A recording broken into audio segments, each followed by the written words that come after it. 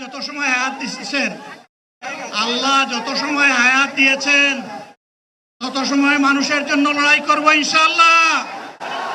এ লড়াই বন্ধ হবে না।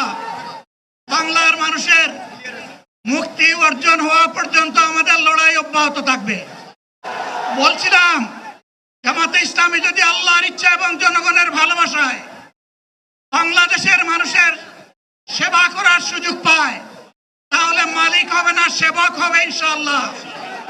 আজ আমি ঘোষণা দিচ্ছি, লক্ষ জনতাকে সাথে নিয়ে বাংলাদেশ জামাতে ইসলামী থেকে যারা আগামীতে সংসদ সদস্য হিসাবে নির্বাচিত হবেন, আরে আপনারা কথা বন্ধ করেন, আপনারা কথা বন্ধ করেন, সবাই বসে পড়েন, সবাই বসেন, বসেন, কেউ দাঁড়াবেন না, সবাই বসেন।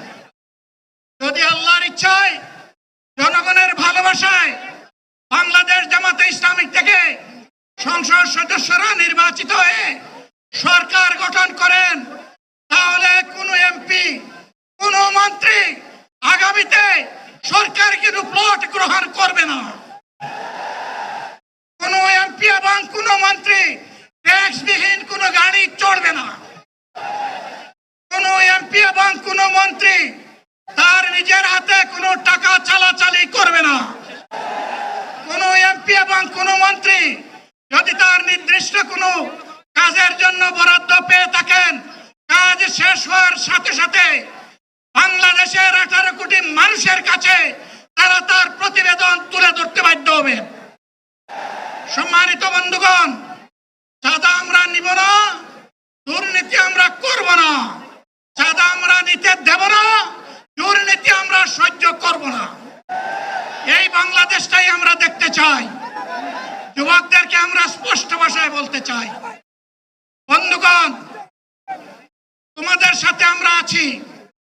আমি আজকে জামাতের আমির হিসাবে এখানে কথা বলতে আসিনি। আমি এসেছি বাংলাদেশের 18 কোটি মানুষের একজন হয়ে কথা বলতে। আমি শিশুদের বন্ধু, আমি যুবকদের ভাই,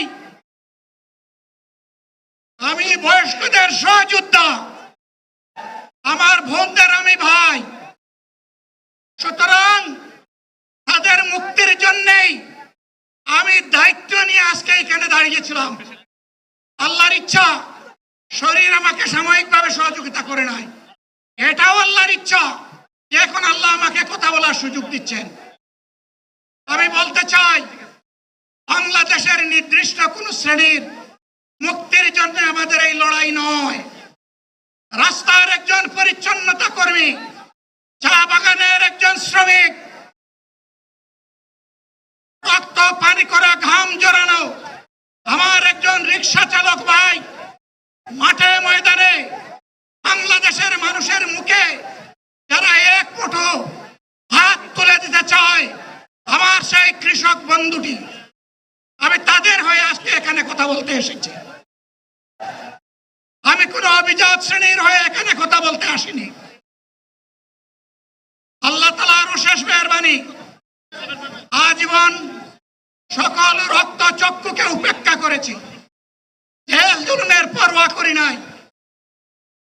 আমার আফসোস, 24 সালে জাতিকে মুক্তি দিতে গিয়ে যারা জীবন দিয়ে শহীদ হলো, আমি তাদের একজন হতে পারলাম না। আপনাদের কাছে দোয়া চাই, ইনসাফের ভিত্তিতে একটি দেশ গড়ে তোলার জন্য আগামীতে যে লড়াই হবে, আমার আল্লাহ যেন সেই লড়াইয়ে আমাকে একজন শহীদ হিসাবে কবুল করেন। সম্মানিত বন্ধুগণ, আমাদের প্রিয় শহীদ নেতৃবৃন্দ 2006 সালের 28 অক্টোবর থেকে শুরু করে পল্টন গণহত্যা, শাপলা গণহত্যা, সারা দেশের গণহত্যা, পিলখানার গণহত্যা, 24-এর গণহত্যা, এই গণহত্যা যারা করেছে তাদের সকলের বিচার বাংলাদেশের মাটিতে নিশ্চিত করতে হবে। এদের বিচারের দৃশ্যমান প্রক্রিয়া শুরু না করা পর্যন্ত পুরানা ব্যবস্থাপত্রে বাংলা বাংলাদেশ আর চলবে না। এতগুলা মানুষ এমনি এমনি জীবন দেয় নাই, জীবন দিয়েছে জাতির মুক্তির জন্যে। যদি বস্তা পোতা পুরানা সবকিছুই টিকে থাকবে, তাহলে কেন তারা জীবন দিয়েছিল? যারা ওই বস্তা পচা ব্যবস্থাপনায় বাংলাদেশকে আবার করতে চান, তাদেরকে আমরা বলি, লড়াই যুদ্ধ করে যারা জীবন দিয়েছে, আগে তাদের জীবনটা ফেরত এনে দেন। যদি শক্তি তাকে ফেরত এনে দেন, আপনারা পারবেন না। যেহেতু পারবেন না, কাজেই নতুন ব্যবস্থায় নতুন বাংলাদেশ গড়ে তোলা হবে ইনশাআল্লাহ। শিশু, কিশোর, যুবক, মা, বোন, শ্রমিক, ছাত্র, জনতা, ব্যবসায়ী, সবাইকে যেই দেশ, এই সংবিধান, এই রাষ্ট্র নিরাপত্তা দিতে পারবে, সেই নতুন বাংলাদেশ আমরা গড়ে তুলতে চাই।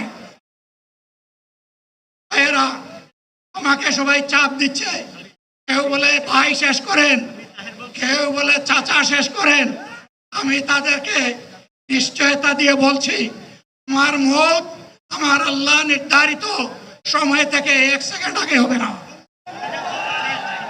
এবং হায়াত যা দিয়েছেন তার 1 সেকেন্ড আগেও আমি যাব না। অতএব আল্লাহর কাছে আবারও তৌফিক চাই। আপনাদের কাছে যে কষ্ট হয়েছে, আপনারা, আমি তো এখানে শান্তিতে বসাচ্ছিলাম আর চতুর্দিকে শুধু দৃষ্টি বুলাচ্ছিলাম। কি কষ্ট হচ্ছে আমার ভাইদের, ভাইরা, এই কষ্ট আল্লাহর জন্য। এই কষ্ট কার জন্যে? ইনশাআল্লাহ আল্লাহ তাআলা আপনাদেরকে তার উপযুক্ত যা দুনিয়ায় দিবেন, আখিরাতে দিবেন। আপনাদের এই ত্যাগের বিনিময়ে নতুন বাংলাদেশ আমরা পেয়ে যাব। আসুন সেই নতুন বাংলাদেশের জন্য একবার স্লোগান দিয়ে শেষ করি, নারায়ে তাকবীর। আসসালামু আলাইকুম।